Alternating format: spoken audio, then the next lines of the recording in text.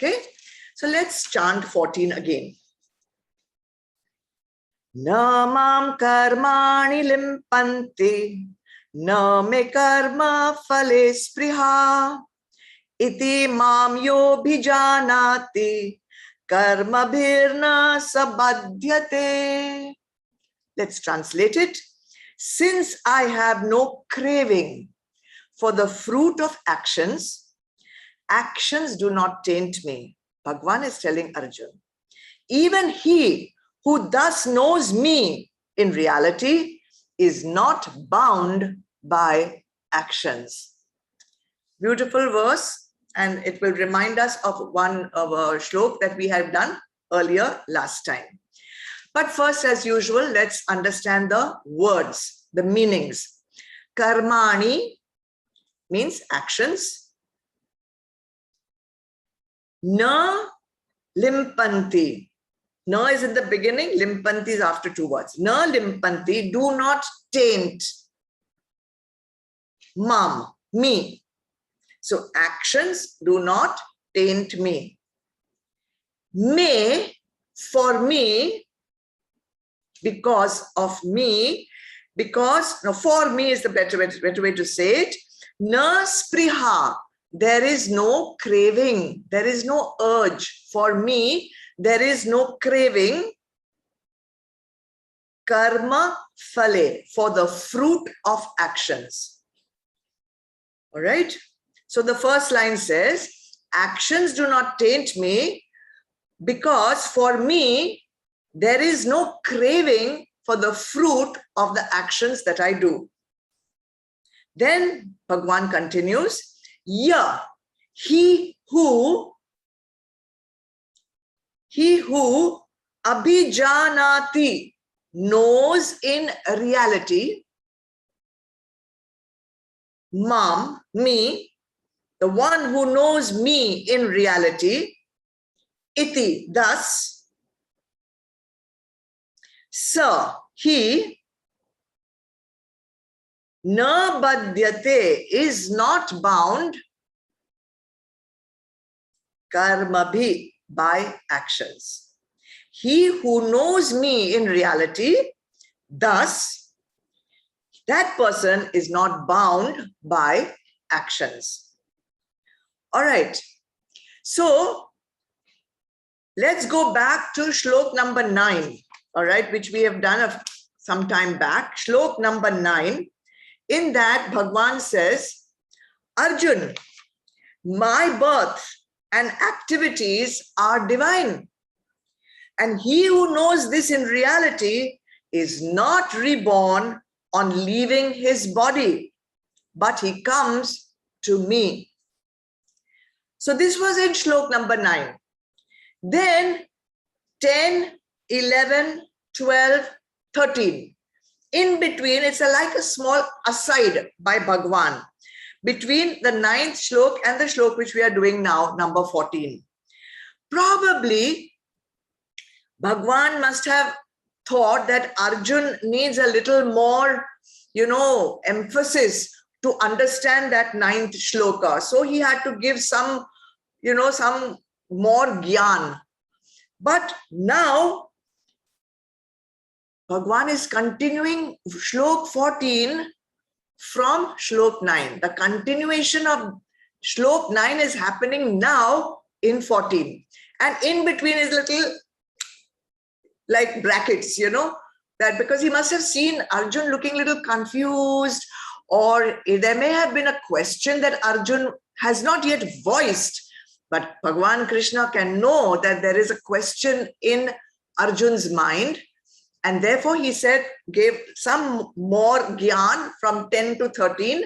And when that question got cleared from Arjun's mind, Bhagwan is now continuing from Shlok 9. What was in Shlok 9? My birth and my activities are divine, right?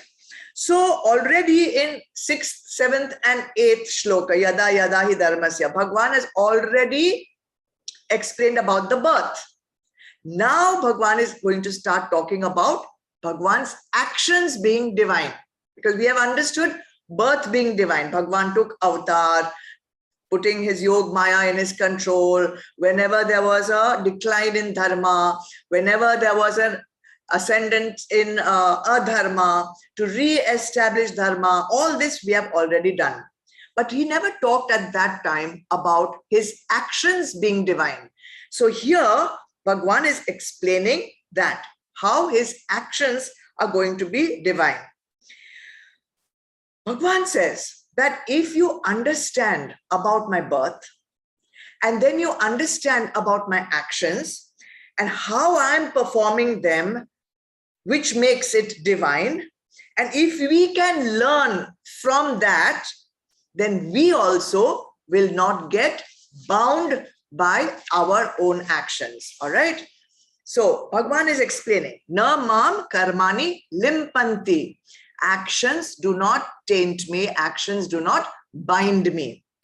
Let's understand this now. Why is it that the actions that Bhagwan performs do not bind him?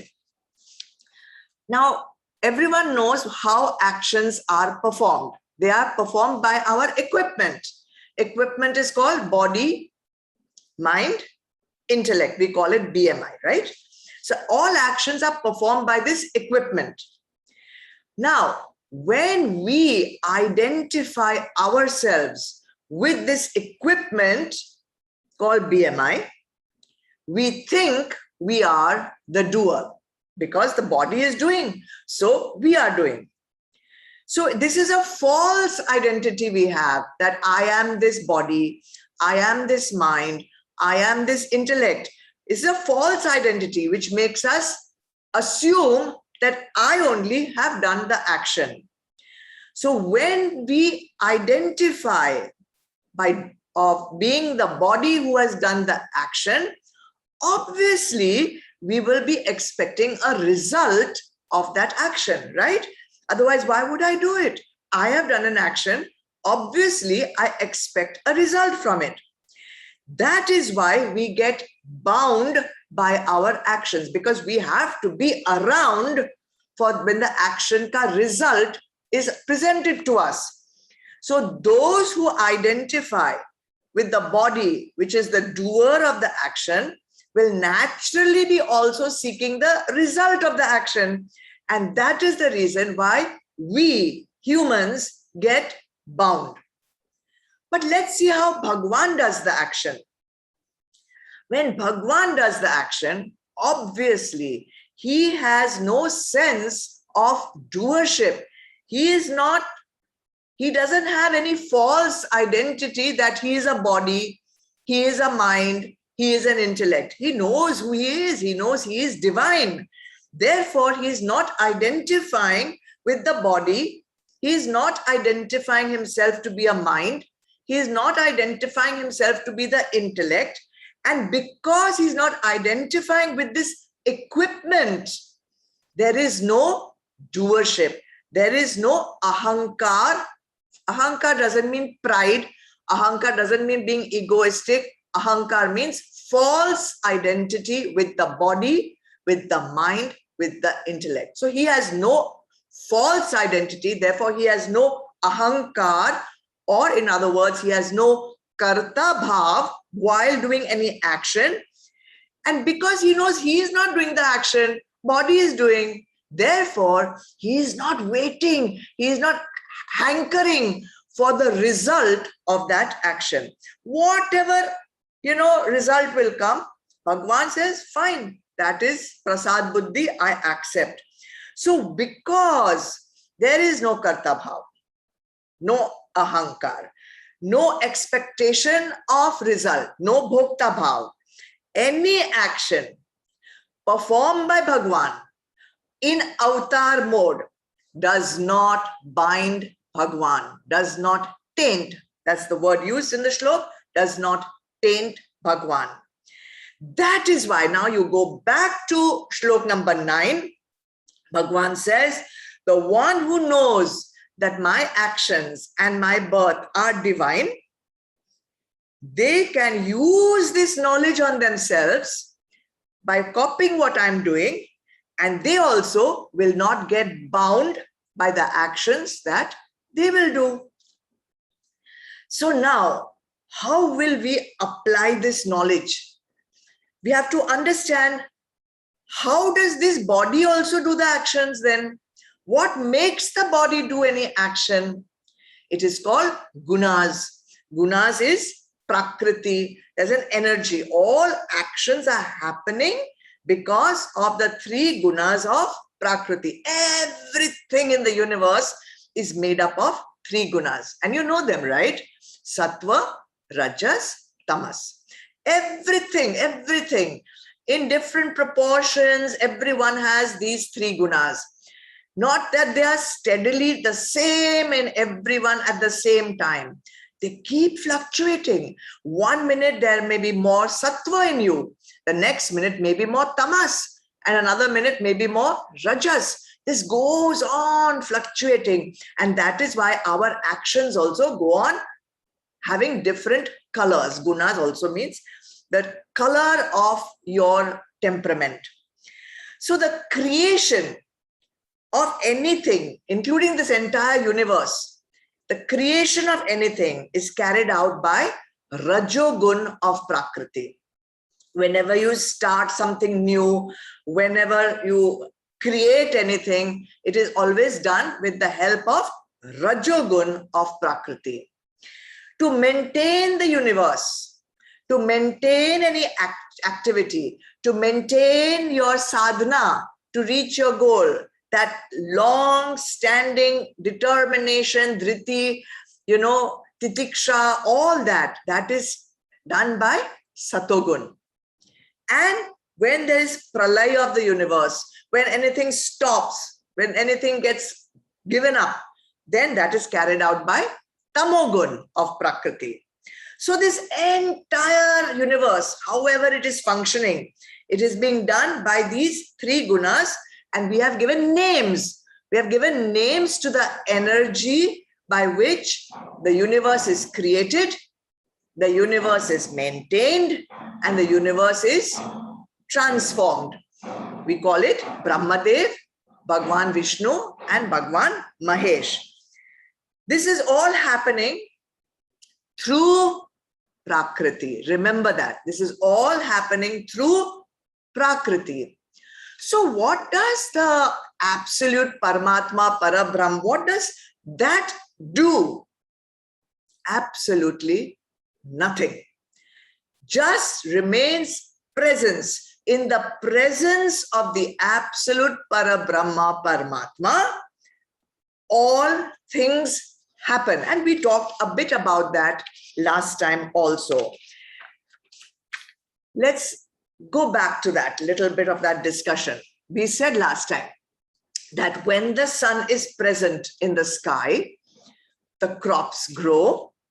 When the sun is there, the water evaporates. When the sun is there, the cock crows in the morning, right? So one would imagine that the sun is doing all these jobs. The sun is making the cock crow. The sun is making the water evaporate. But no, the sun doesn't do any of this. In the presence of the sun, Prakriti conducts all these actions. These actions happen in the presence of the sun. Now, the sun, if you were to ask, did you make the cock crow? Did you make the crops grow? Sun will say, no, I'm not claiming any doership. I didn't make the crops grow. Crops grew. I was there, crops grew. Water evaporated. The cock crowed. I didn't do it. So the sun has no sense of doership. He doesn't claim I did it. Oh, ahankar. I did false identity of doership. I made all these things happen. Without me, though, nothing would happen in this universe. It doesn't say that. It simply shines over there. Aram se, right? So no doership of any action. If the sun has no doership of any action, sun is not saying that I did it, I expect that you grow properly. I expect the cock, you better crow properly. He is not expecting anything to happen in a particular way.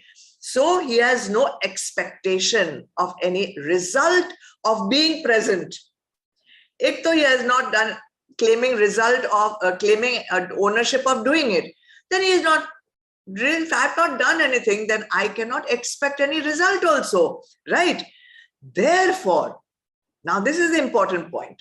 Therefore, no punya karma is going to go to the sun. He has not made the crops grow. He has not made the cock crow. He has not made the water evaporate. So if anything good is coming out of that, the sun is not claiming any punya karma. And if the crops don't grow, if there is famine, then also the sun will not get any pap karma, right? So just by his presence there, things are happening. There is no ownership of the action. There is no expectation of the result. Therefore, none of this is tainting the sun. Understand the same word? It's not tainting the sun. It's not binding the sun, right? No expectation of ownership or result. The same thing you can say about, let's say, electricity, right? Electricity is there. Its presence is there in your home. Sometimes it is used to make the room cold through the AC. Sometimes it is used to make the room warm with a heater. So is the electricity doing the job, or is the air conditioner doing the job? Is the electricity doing the job, or is the heater doing the job? So electricity says, I'm to just here. You use me if you want to use me. You don't want to use me, don't use me. I'm not claiming to heat the room.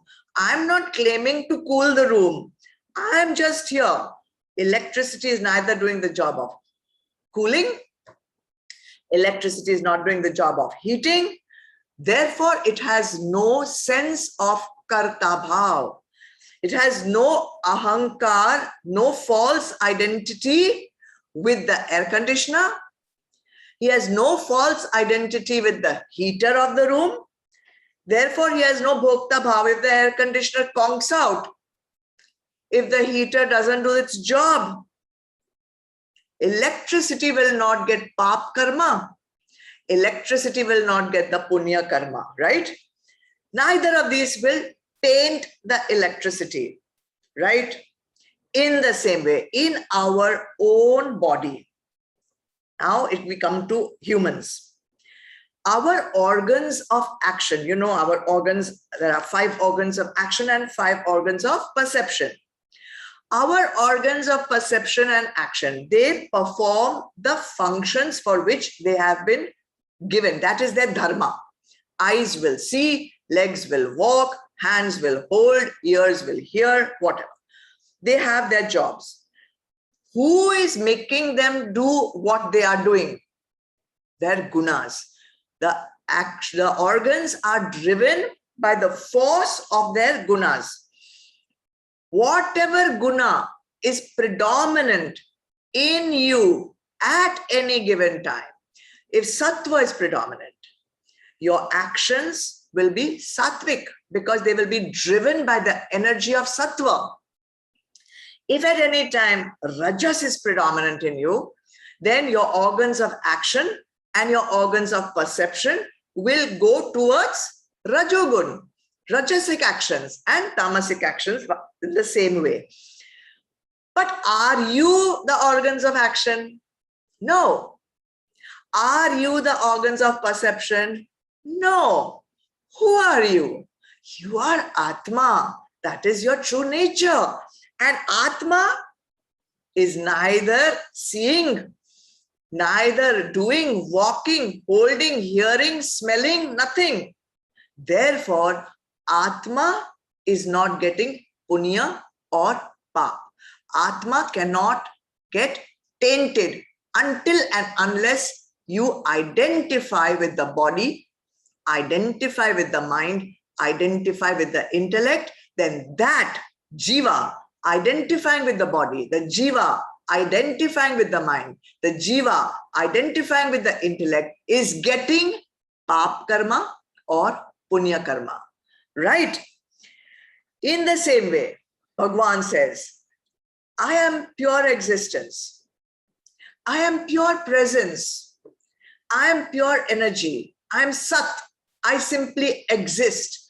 I am the substratum of everything, right? But I don't do all this. All this job is not my business. This is all being done by the gunas of Prakriti. Therefore, Bhagavan says, I am not the doer, so I have no craving for the fruit of all these actions. Na me karma phale spriha. Paramatma has no expectation of any particular action, neither karta bhav nor bhokta bhav. If there is no claim on doing the action, obviously there cannot be any claim for the reward of the action. Now, understanding that, Bhagavan says in the next line, even he who thus knows me in reality is not bound by actions. Okay? So not only Bhagavan will not get punya and pap karma which binds him, but Bhagavan says, if you can understand, know in reality means what? Get it, like understand it perfectly. If you know this reality about Paramatma, then you also will not be bound by actions. How? How does this happen? Because you'll understand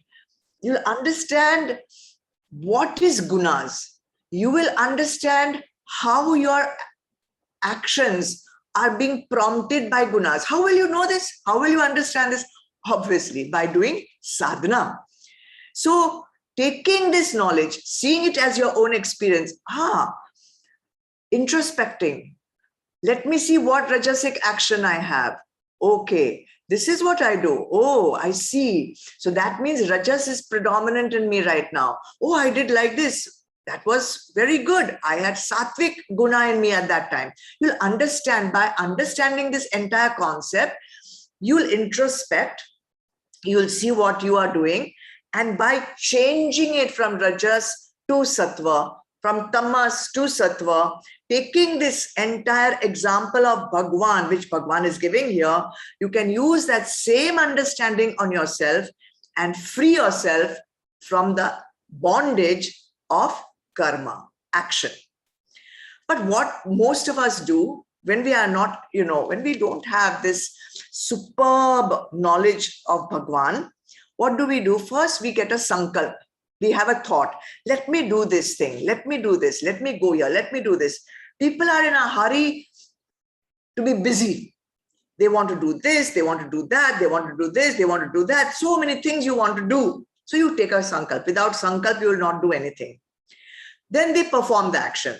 When they'll perform the action, obviously they will want some result from that action. Who will otherwise perform an action? We all perform actions because we will get some result. Immediately you identify with doing the action, you become a karta of the action. And the minute you start hankering for, waiting for, expecting a result, you become the bhokta. Now you have become a karta and you have become a bhokta. If the action that you have thought of becomes successful, okay, then the antakaran becomes sukhi. I thought of this. See how great I am. I thought of this. I did it. So many difficulties were there. Yet it became successful.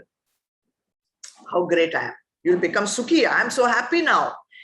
And what if the action is not successful? Then, of course, we become dukhi.